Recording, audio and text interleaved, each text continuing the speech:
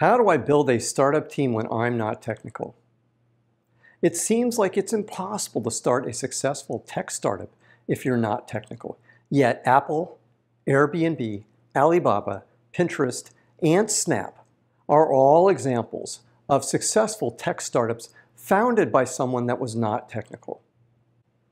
I was also a non-technical founder that founded a tech company. In today's video, I'll share with you, based on my experience, the 3 keys to being a successful non-technical founding CEO. I hope you like it. Hi, I'm Brett. On my channel, I help early-stage startup CEOs like you raise money and grow your startup. So if this sounds like you, then hit the subscribe button and the bell so you get notified every time I release a new video.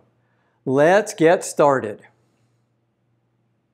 Even though I have a BS in electrical engineering and a few patents, I've been on the business side of a technology company for years. I knew I wasn't going to be the technical heart and soul of the company I was starting.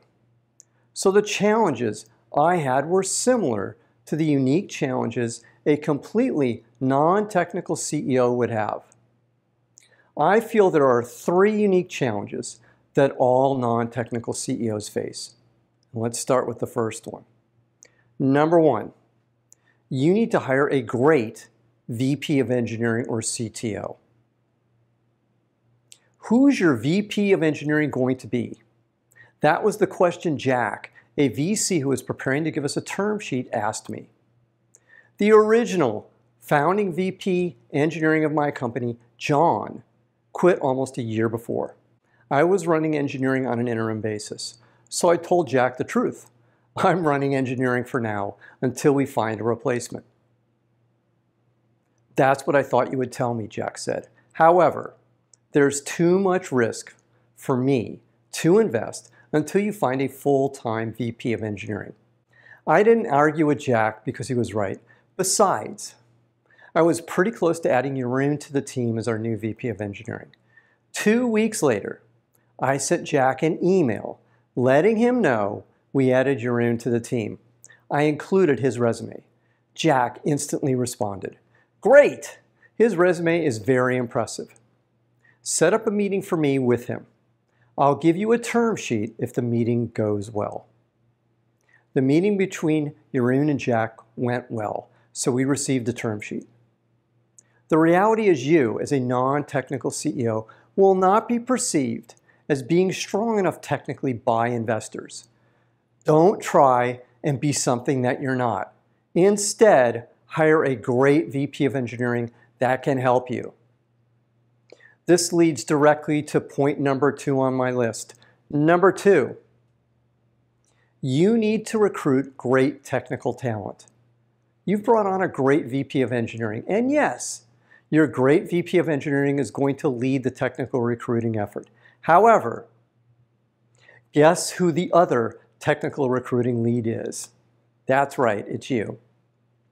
In my case, about half of the founding engineering team came from my efforts, and the other half came from Jeroen's efforts. That doesn't mean that I didn't interview the engineers Jeroen was recruiting. You're going to need to interview all the early engineering hires your company makes. In fact, you'll want to interview at least the first 50 employees you hire. Again, the key is don't try and be something that you're not. Mark my words, you will fail if you try and prove how technically strong you are. Great engineers will instantly see you for a fraud. Your first job is to evaluate potential engineers for their cultural fit in the company. Your second job is selling potential engineers on your vision for the company. You don't need to be a technical wizard to do this. You do need to ask good questions, listen well, and clearly articulate the vision of the company. Now that your great technical team is in place, you can't just ignore the technical side. On the contrary, and this leads to our third point, number 3. Number 3, you need to stay involved in the technical side of the business. You still need to stay involved, heavily involved in fact, in the technical side of the business. I know this sounds like the reverse of what I've been saying, but it's not. Let me explain. Being heavily involved in the technical side of the business doesn't mean that you're going to be trying to solve the technical issues your team will face. Being heavily involved in the technical side of the business does mean that you will be using your common sense to ask good questions. The best non-technical CEO I ever saw do this was the late Jack Gifford at Maxim Integrated Products. Gifford had a BSCE also, but he had been on the marketing side and sales side for years before he founded Maxim. That didn't stop him from asking logical, probing questions of the technical team when things went wrong. Why didn't we ask that? Was a constant theme you heard walking out of a meeting with Gifford. Plus, you want to stay heavily involved in the product and feature direction of your company. Again, this just requires your common sense. Let me give you an example of this.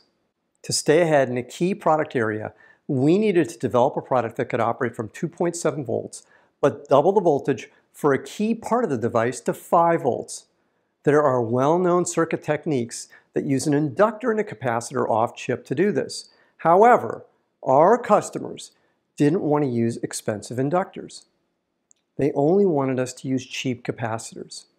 Chuck, a brilliant engineer that I was working with on the product, told me it couldn't be done. I challenged Chuck and I said, why not? It seems possible to me. Chuck was pissed.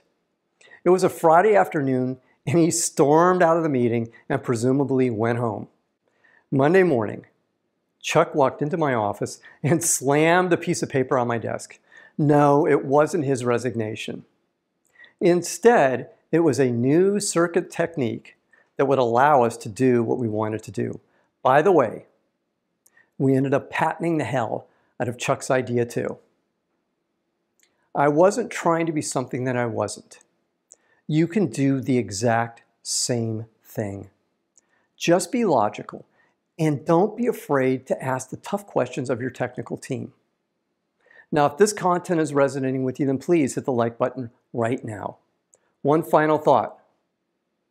Don't try and be something that you're not. Instead, be comfortable with who you are and what you bring to the table. Great technologists recognize the value that non-technical people bring to a startup. Jeroen, who replaced John as our founding VP of Engineering, and I used to have the following conversation all the time. I would say, I think the toughest thing to find is really good engineering talent. Jeroen would say, I think the toughest thing to find is really good marketing talent. I was in awe of the technical prowess of great engineers. Jeroen was in awe of the skill required to do great marketing. I never professed to be a technical genius to the team. I was comfortable with what I was and what I wasn't. The team respected me for what I brought to the table. I suspect if I tried to be something I wasn't, we would have had huge turnover in our engineering team. Just be true to yourself. Now, what did you learn from today's video? Put your answer in the comments column below today's video. And if you have any questions, put them in the comments column too, and I'll be happy to answer them for you. Now, I have one more thing for you today. It's my free startup pitch deck template. It has all the slides you need to develop an awesome pitch deck. Click the link below today's video, and it's yours for free. Then if you haven't already, then join my free group of startup CEOs, Zero to Pitch. It is a community for startup CEOs focusing on growing their early stage startups and startup CEOs raising money for their early stage startups. Click the link below this video to join. Finally, click the subscribe button to get notified every time I release a new video. I'm Brett at BrettJFox.com. Thanks for watching today. Take care. Bye.